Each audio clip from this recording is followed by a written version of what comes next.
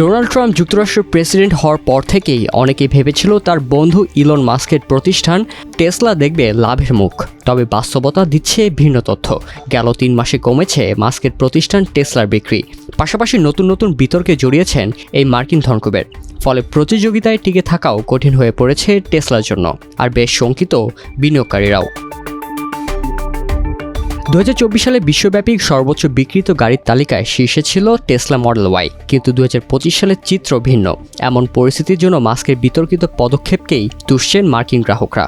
অন্যান্য দেশেও এক সমালোচিত ব্যক্তিতে রূপ নিয়েছেন মাস্ক। তার কর্মকাণ্ডের বিরুদ্ধে বিক্ষোভ হয়েছে কানাডা, যুক্তরাজ্য, জার্মানি, এমনকি পর্তুগালেও।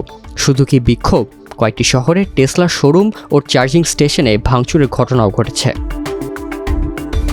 এই উত্তপ্ত পরিস্থিতির মধ্যে মাস্ককে সমর্থন জানিয়েছে মার্কিন প্রেসিডেন্ট ডোনাল্ড ট্রাম্প। টেসলার গাড়িগুলোকে হোয়াইট হাউসের সামনে প্রদর্শনের অনুমতি দিয়েছেন তিনি। পাশাপাশি নিজেও কিনেছেন টেসলার ফ্ল্যাগশিপ মডেল এস।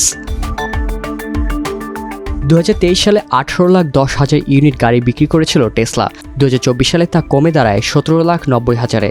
শুধু ইউরোপেই টেসলার বিক্রি কমেছে 45%। চীনের রপ্তানি কমেছে 49%। ইউবিএস ব্যাংকের বিশ্লেষক জোসেফ স্প্যাক বলেন, 2024 সালে টেসলার বিশ্বব্যাপী বিক্রি 5% কমতে পারে, যেখানে বাজারের প্রত্যাশা ছিল 10% বৃদ্ধি। টেসলার মূল সমস্যাগুলো শুধু মাস্কের বিতর্কিত কর্মকাণ্ডেই সীমাবদ্ধ নয়, বরং কোম্পানির নিজস্ব পণ্য সংক্রান্ত সমস্যাও অন্যতম। মডেল এস এবং মডেল এক্সের মতো গাড়িগুলো অনেক পুরনো, এমনকি ব্যাপক জনপ্রিয় মডেল 3 এবং মডেল ওয়াই এর বাজারেও খুব বেশি নতুনত্ব আনতে পারেনি টেসলা। অন্যদিকে ইভির প্রতিযোগিতায় টেসলাকে টেক্কা দিচ্ছে অনেক নতুন কোম্পানি।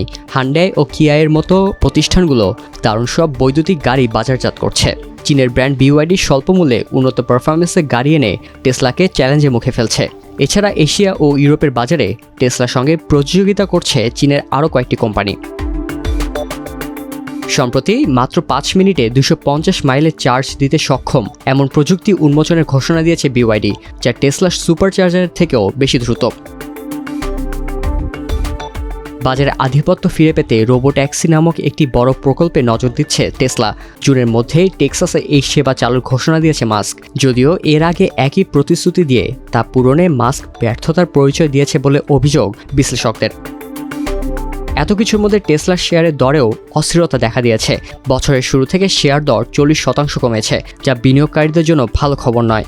তবে টেসলার মূল্যমান এখনও ফোর্ড বা জেনারেল মোটরসের চেয়ে বহুগুণ বেশি। কিন্তু প্রশ্ন হচ্ছে, এই অবস্থা আর কতদিন চলতে পারে?